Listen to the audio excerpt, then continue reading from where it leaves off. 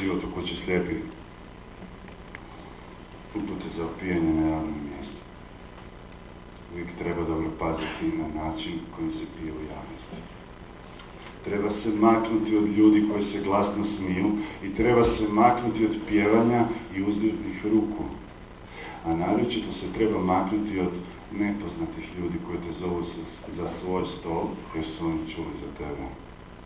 To su ljudi koji rade razliku između riječi kao što su krivnja, nježnost, mržnja i milost. To su ljudi koji bi rado gurnuli prste u tvoju dušu. I to su ljudi koji vjeruju da će doživjeti duboku starost. Ljudi koji vjeruju u državu i u zakone. Ljudi koji vjeruju u raj i u spasenje. To su ljudi koji su svjesni da su bolji od tebe i zbog toga ih treba izbjegavati. U javnosti uvijek treba piti za vlastito zadovoljstvo i po mogućnosti barem 2 stola dalje od ovih koji te žele počastiti. Bravo!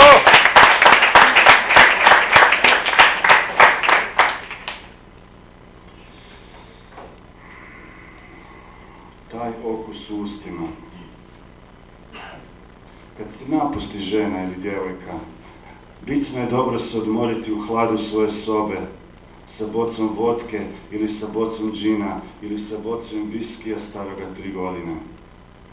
Jedan sam kupio 2 kartona viskija. Svaki karton imao 24 boce za užasno. Frajer je ukrao kuću s kamione. To sam kupio i pio sam mjesecima samo viski. Dakle, treba se otvoriti, treba se spasiti sa bocom viskija staroga 3 godine. Bilo bi dobro da imaš još bocu vina i barem nekoliko boca piva kako bih mogao ugasiti žeđ u trenucima straha dok se zidovi tvoje sobe pretvaraju u vulkane. I hlada odjedno više nema i ti sada ležiš zatrpan u bocama i stvarima kao što su novine od subote i novine od petka, telefon, tegla svijeća za 19 kuna, 2 tigrove šape i radio koji lovi samo 2 stanice i pjesme od Byrona koje ti se uopće ne sviđaju. Sutradan će biti prisutan, grozan ukus u ustima, ali nema veze, to je važno, kako ćeš znati da si preživio još jednu oluju. Sutradan će zidovi tvoje sobe i dalje biti na svojem mjestu i ti ćeš moći krenuti iz početka.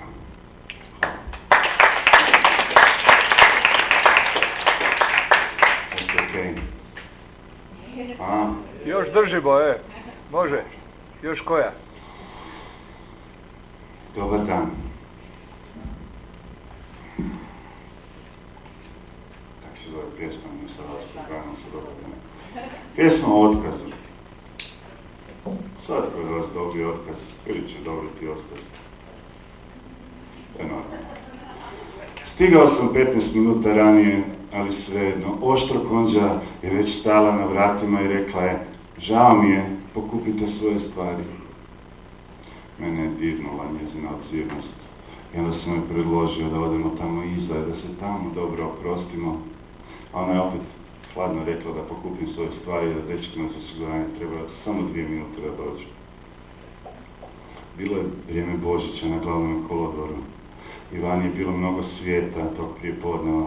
I vlakovi su stizali sa zakašnjenjem i onda su odlazili sa zakašnjenjem. A ljudi su, bez obzira na to, sjedali štandove. Tip je prodavao kokice i ljudi su ih kupovali.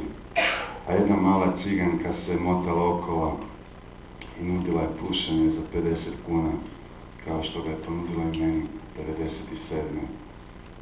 Ja sam odustao od pušenja, a ona je odustala od zarade.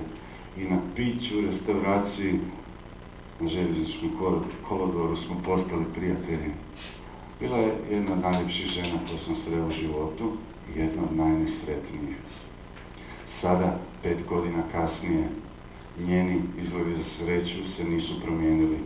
I moji izgledi za sreću se nisu promijenili. I ona ja smo davno odustali. Živjeli smo samo u dobrim i lošim danima. A danas je izgleda bio moj dan, iako sam dobio otkaz. Po Zrinjevcu je počeo padati snijeg, a ja sam imao za novine i za skroman ručak u Tomislavcu. Unutra je bilo toplo i ja sam se usprkos svemu osjećao prilično sigurno, dok su ljudi u mojim novinama činili grozote jedni drugima.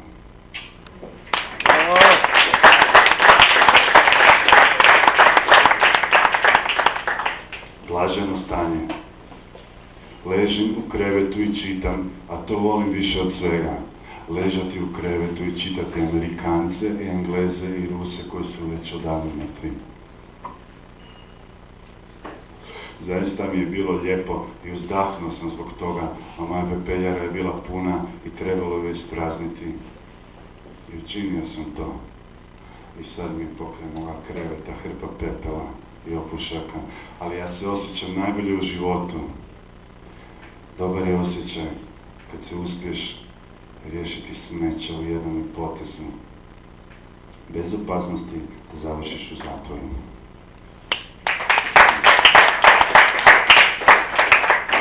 Objavio sam već 5. knjigu, 4 knjige poezije i roman. Ali nimalo mi ovo nije važno. Smatram da je užasno da ljudi toliko pažnje poklanjaju tome, da se tresu, da padaju u nesvijest. Zato sam napisao pjesmu koja se zove Jebena poezija. Mladi pjesnici se okupljaju i stari pjesnici se okupljaju. Muškarci i žene i djeca i starci. Većinom su bolesni i ludi i uništeni, ali svi su oni pjesnici i poete. I okupljaju se i ujutro, i u podne, i popodne, i predvečer, i u kasnu noć, i čitaju si svoje pjesme i osluškuju reakcije. I mnogi od njih su nezadovoljni, jer još nitko nije pao u nesvijest. I onda vrte glavama i od nekog vade nove listave papira i zauzimaju ubitačan stav. Ne znam, govore oni, i nastavljaju se čitati svoje pjesme do kasno u noć, kao da te pjesme ikome išta znači.